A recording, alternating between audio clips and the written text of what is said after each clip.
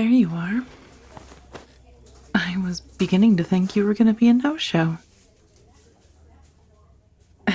No, not like that. I just mean, well, the dating scene can be difficult. So, how do you know Kylie? Oh, you two work together? That makes sense, yeah. She's always complaining about her job to me. Oh, me? Well, I've known her for, damn, coming up on a little over a decade now. She and I went to high school together, went to the same college together, ended up dorming together in college, and just stuck around together, you know? I'm honestly surprised, though, that she set this up. She's not the type to usually try to play matchmaker. But I will say, you already look like my type. Well, it's a lot better than just scrolling through Tinder or my usual dating scene, which is to say, staying at home and doing nothing and playing with my cats.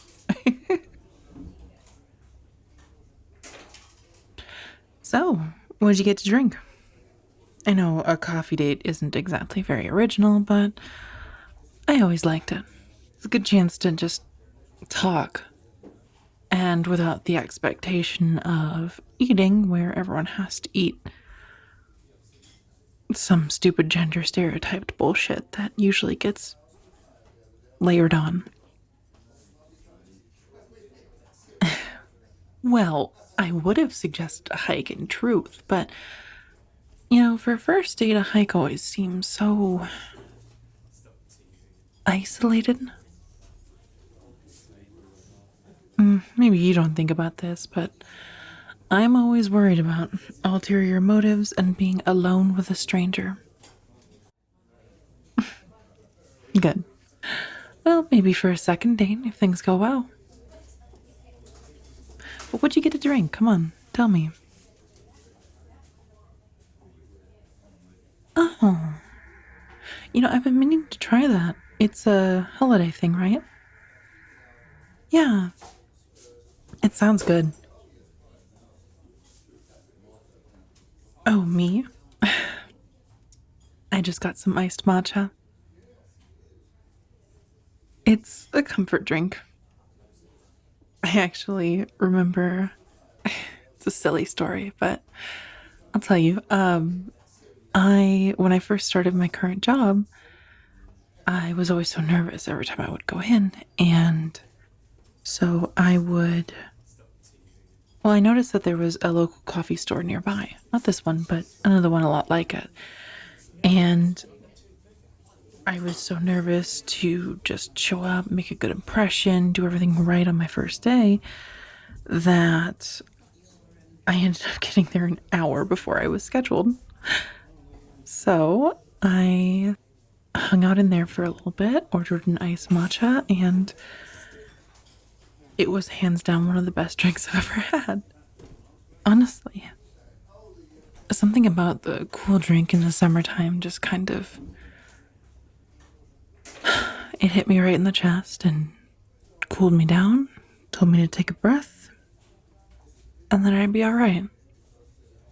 And so now every time I have a nice matcha latte, I always go back and think about that feeling. And I was associated with that relief that comes with comforting yourself after being stressed. That makes sense? I know it's a weird story, but how about you? Yeah, I'm sure you got a favorite food or drink or comfort thing that you do to help de-stress and help prevent all that anxiety buildup, you know?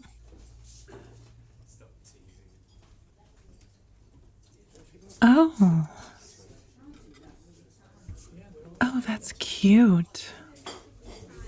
No, no, no, no, no. I'm not laughing. Seriously, cross my heart, okay? I'm not laughing. It's really cute. Good, cute, yes. Not weird cute, not I'm laughing, but I'm secretly calling 911 for an emergency to get out of here kind of cute. It's cute.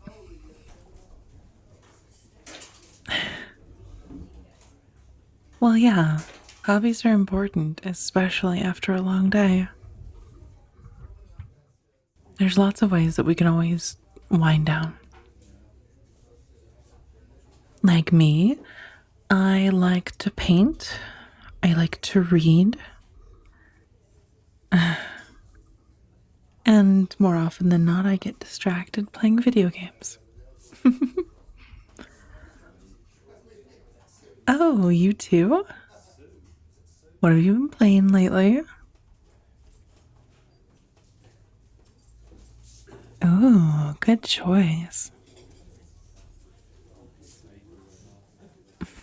No, I'm usually not one for a lot of the current things going on.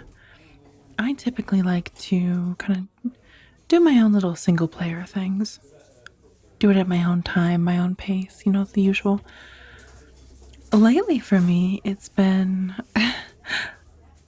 Well, I've been playing through Yakuza, which has been a trip. Wonderful, wonderful games. If you haven't played, I highly recommend. Oh, you have a question? What's up? What do I do for work? That's, Kylie didn't mention?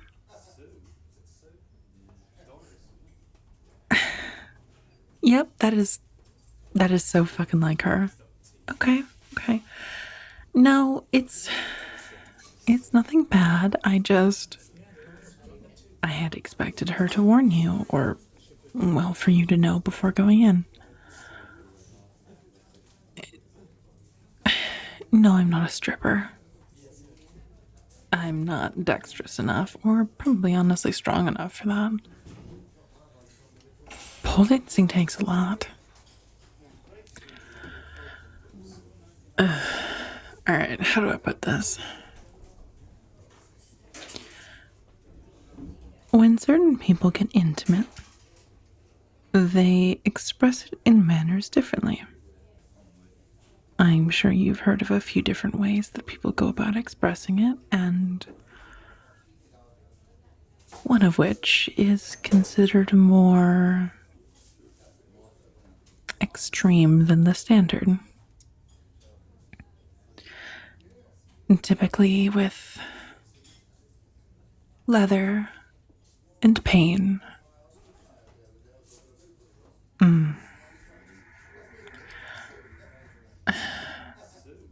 No.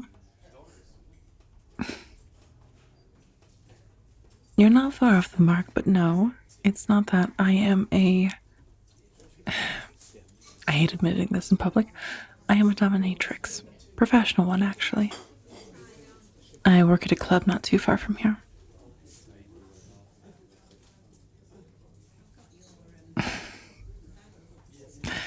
Yes, exactly like that. So you're a smart cookie. I knew you'd get it.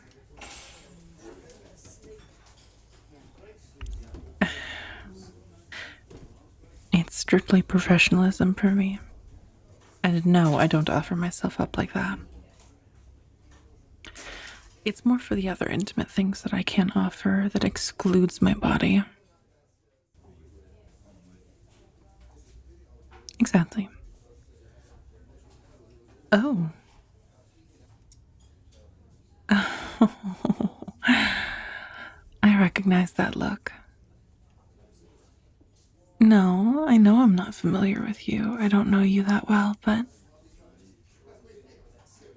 I've seen so many clients make that look before. I can tell what that is. Someone's excited. Normally I'm nervous about revealing this. People find it scandalous or worrisome, or even just appalling. But you not only got intrigued, but You got excited.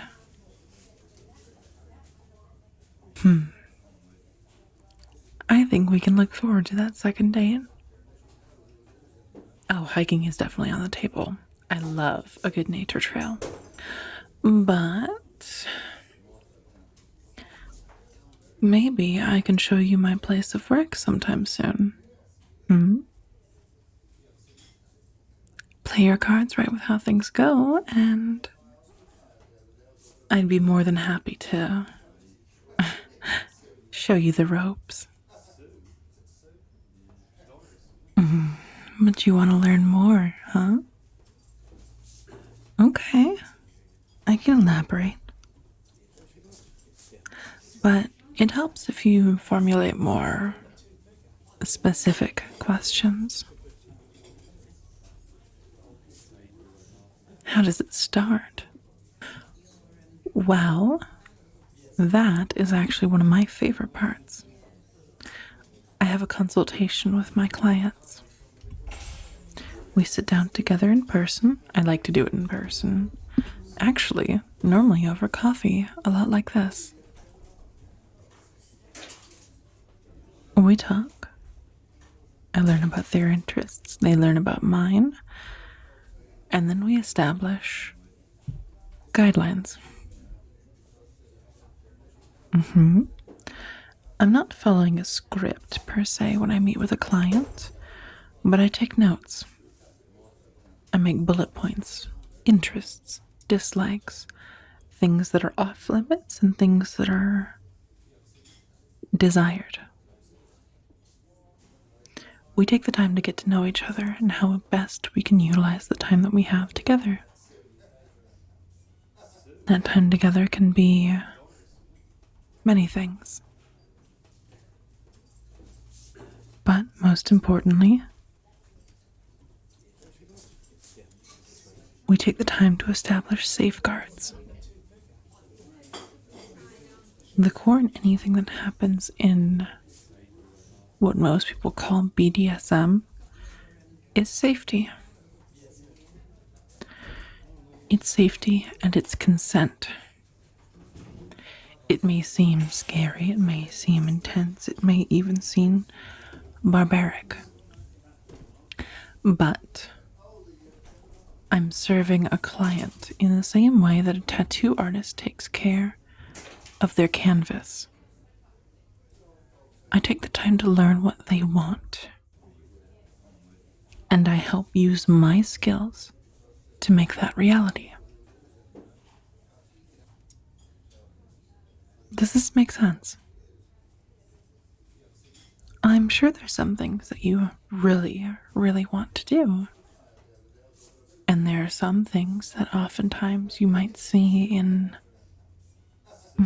on the internet that are often too far, too odd, or too painful, or you just simply don't like it. That's what our first meeting is. It's about establishing those boundaries, making sure that I don't cross them, and simultaneously establishing a safe word. Yes. Yes, there's usually a lot of funny jokes in a lot of media and movies that I've seen that often joke and tease about safe words. Banana, mango, all that.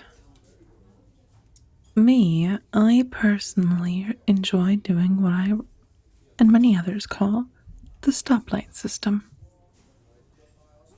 It works on 3 tiers, and there are 3 words for each tier. The colors of a stoplight, very good. The first one is green.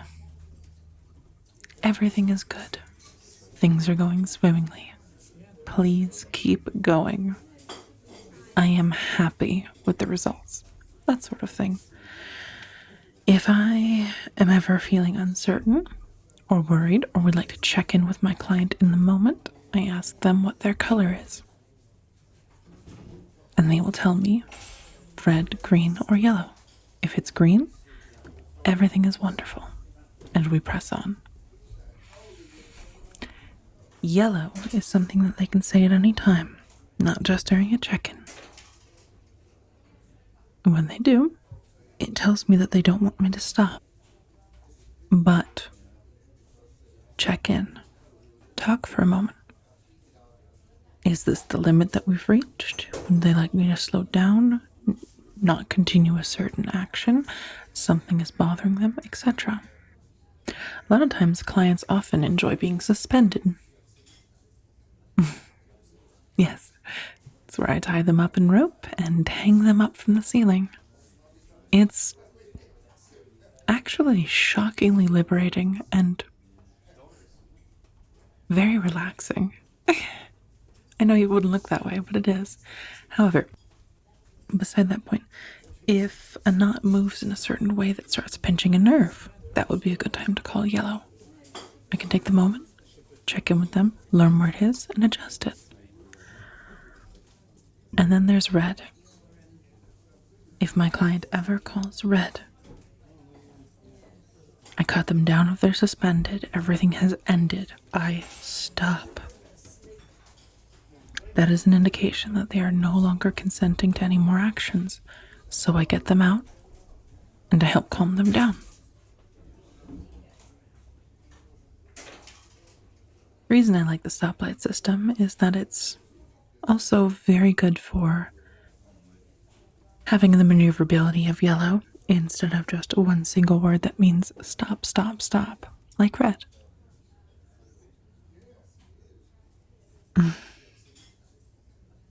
But we can't quite go about doing our consultation just yet, darling.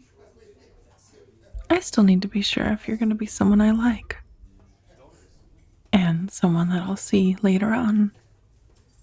So why don't you tell me a bit more about yourself? And we'll see which way the wind takes us.